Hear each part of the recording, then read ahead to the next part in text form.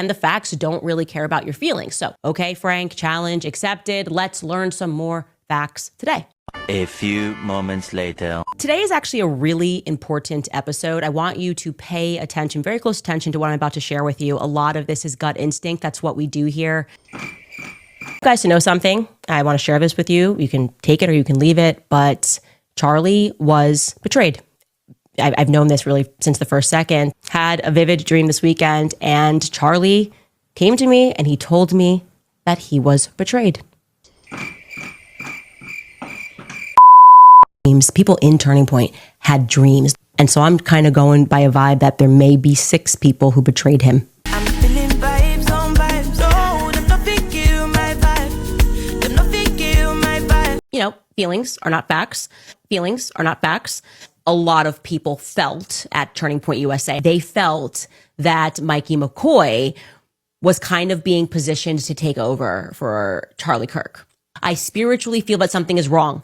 We all feel that something is spiritually wrong, and yet these people are trying to tell you that there's nothing to see here. We don't have any facts on that. We only have just a sense of Charlie's emotion at the time. I feel a lot is adding up.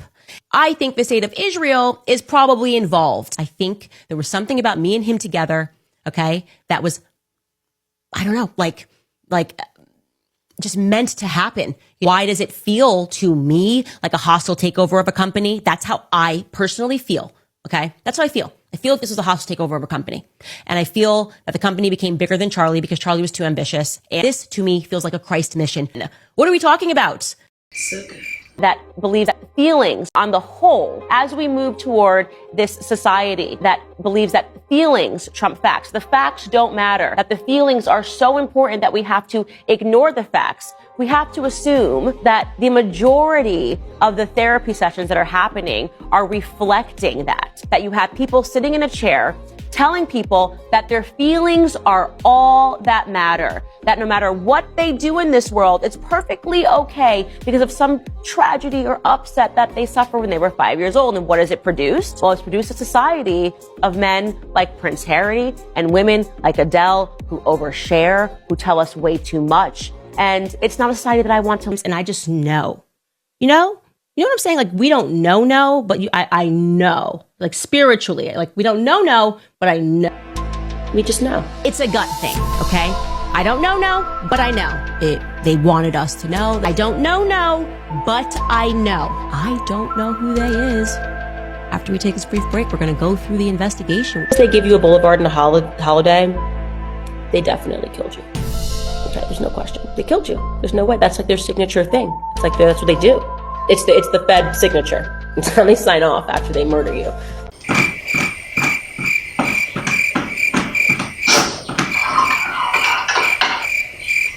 So good. The queen of facts don't care about your feelings has been doing a ton of investigations. And you know what all of those investigations are claimed or hinged on? Her feelings, her vibes, dreams, emotions, what she thinks, and all of that bullshit she always said. And it has always been extremely confusing because she is the same person who bashed and called so many people out for oversharing. But that same person has been out here turning her conversations with her alleged dead friend into a telenovela for the entire world to watch. Thoughts and things that happened in Charlie's life, which I'm sure the guy did not want, made into content out here, she has turned it into a 20-part series, which she is divulging to her fans day in, day out, shamelessly. But she has the nerve, the effrontery, the guts to criticize people who do the same damn thing. But what am I talking about? I am talking about the queen of I am against PORN, who called Andrew Tate to her platform, and they were talking so high and mighty, criticizing the Jews, the these, The people did that. Meanwhile, he built his reputation platform, made his money off of selling women on the internet to vulnerable men who he has bragged how much he was taking the money out of their wallets, credit cards, and while they were talking to him the whole time, thinking they were talking to some hot chick. The same guy who has bragged openly how he played around with 15-year-old girls, 14-year-olds, and he has no problem talking about that. How he has made a fool out of them, made money out of them, and then dumped them to move on to the next innocent prey. She brought him onto her platform, had this baby coddling interviews with him where she held him on no account. She did not hold him accountable for anything he has done. She was there actually defending the man and making all types of excuses for the things he had said. But she was so adamant to criticize even someone who looked wrong at someone else. She had a victim, a teenager on her platform who she was defending Andrew Tate against, and she divulged her name to her followers, but kept the name of some other adult who was dating that teenager. Guys, you can't make this thing up. Even if you try, you cannot make it up. Candace Owens will write the most fabulous stories out here. And even Netflix could not come up with these stories because if they tried, they will not come up with half of the things this girl does. The lady has built her reputation, her brand on being a hypocrite. She doesn't even hide it anymore. She comes on her platform and starts with, oh, today we are going to be divulging facts. Then the next minute she's about feelings, emotions, dreams. Oh, the thoughts, she thinks, she feels, she dreams. All of that bullshit. Okay, Frank, challenge accepted. Let's learn some more facts today. A few moments later. Today is actually a really important episode. I want you to pay attention, very close attention to what I'm about to share with you. A lot of this is gut instinct. That's what we do here. But then we still have her minions on the internet defending it. That same woman has no problem digging into what your great-grandfather did. Digging into Kamala Harris' great-grandmother. I'm not defending Kamala Harris. I'm just stating the obvious. Oh, in the words of Candace, facts. And the facts don't really care about your feelings. So she has no problem digging into everyone's background, asking what your great-grandmother ate for breakfast the day she conceived your grandmother, asking what your great-grandfather, what he did, what he said, who he smiled at. She has no problem doing that. But she was defending Andrew Tate's own behavior 10 years or 5 years ago or 2 years ago. Things she had no problem defending. But she will go, when it comes now to another person's background she doesn't like, she would dig into what their great-grandfather's sperm did before it fertilized your great-grandmother's eggs. She will dig that far. And you know, when we're talking about feelings, something she has based so much of her investigation on. When it comes to feelings, the only feelings she thinks are valid or should be used as evidence and proof of others' innocence or guilt is just hers.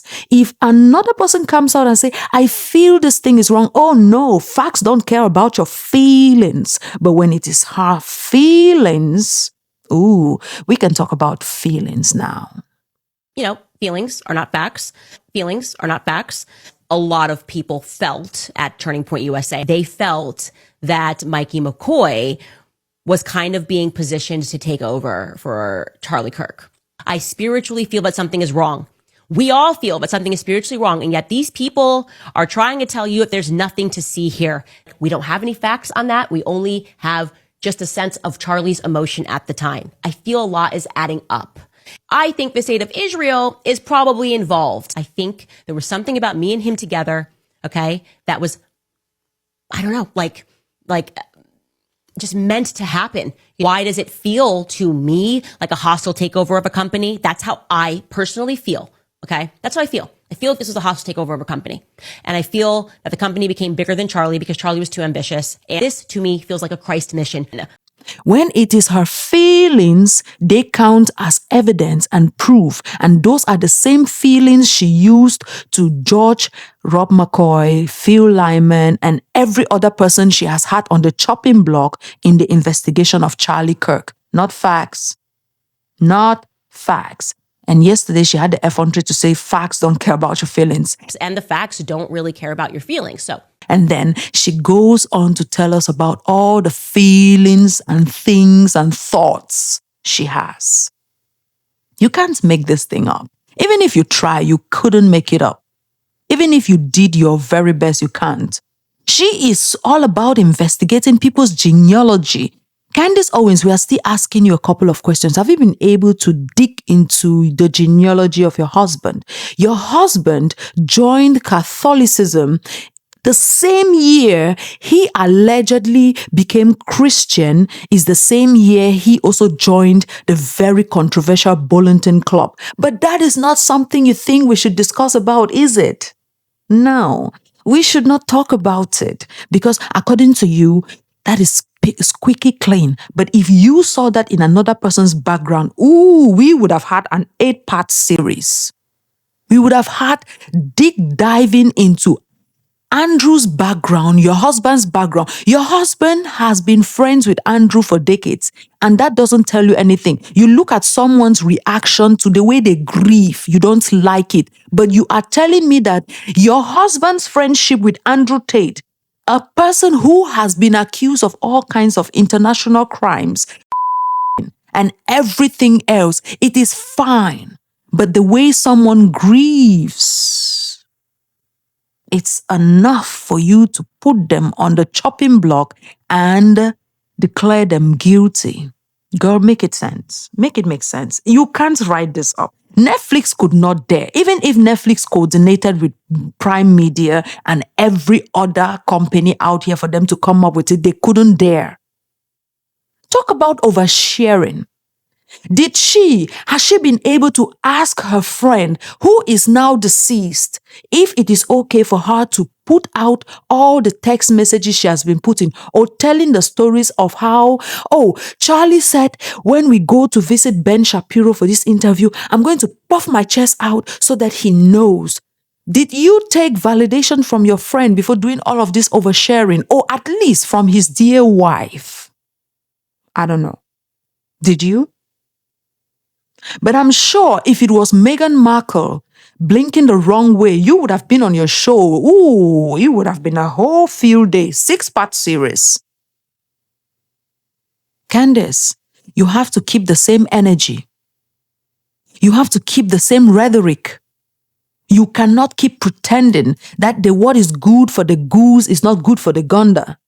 It has to be that this is wrong. Facts don't change because of your feelings, or it has to be that facts and feelings can work. It's the same with AI. AI doesn't work the next minute because it works for you, proving a point about Brigitte Macron. You are all for it. You have to make this make sense, Candace. The same benchmarks she keeps putting on others, the same burden of proof she met on others, she never equates that to herself. She never uses that same parameter when it comes to her and her investigations or alleged accusations. She goes off of vibes, feelings. I don't know, but I know. We can't overshare. Next minute you're oversharing text messages of your deceased friend. You have got to have some kind of morals and scruples at a certain point. At some point, you have to look at something and say, no, this is enough. This is c'est trop. C'est trop. When did we start using God's feelings and emotions as proof? When did we start doing that? Oh, Candace Owens wants the left side of her mouth. Oh, you facts don't care about your feeling. Then the next second in the same video, it's like she doesn't even make it to the next video for her to pretend like last video was about feelings. The next one is about facts. No, she starts with, okay, pastor, challenge accepted. We are going to give you some facts. And then the next second she says, everything we are going by here is about my gut feelings. And that's what we do here. And the next minute, all of them are out there. Oh yes, Candy. Oh my God, Candy, she did it again. We have to lay the groundwork. I'm not saying she should not do her facts, her feelings and all her thoughts. She should if she wants to, but then let her ensure that when others have those same feelings about issues that concern them or the way they see things, let them have those feelings and not judge them and say facts don't care about your feelings. You have to decide what we are using. What is the parameter? Is it facts or feelings? Is it thoughts, guts, feelings, or vibes? I'm feeling vibes on vibes. Let us make those parameters clear so that when we are in the streets, all of us as YouTubers deciding whether we are using vibes, feelings, gut feelings, or things, thoughts, let us all use those. And if we are deciding that what we are going to use are only facts and nothing but facts, let us stick to those. Divulging information about your best friend the way you've been doing, Candace. I really feel bad for whoever is still associating themselves with you as a friend. Because if this is how you treat friends, especially after they are deceased, I wonder what you would do to them if they cross you by any means and they are still alive. It is every bit of very deplorable reaction or behavior. It's unbelievable. And she will have this fed to her followers and they eat it up like it's gospel. They eat it up like it's gospel. Please, before you come defending, make sure that you are telling me whether you're defending using your feelings, facts, gut, instinct, or whether vibes. Feeling vibes on vibes. I'm feeling vibes.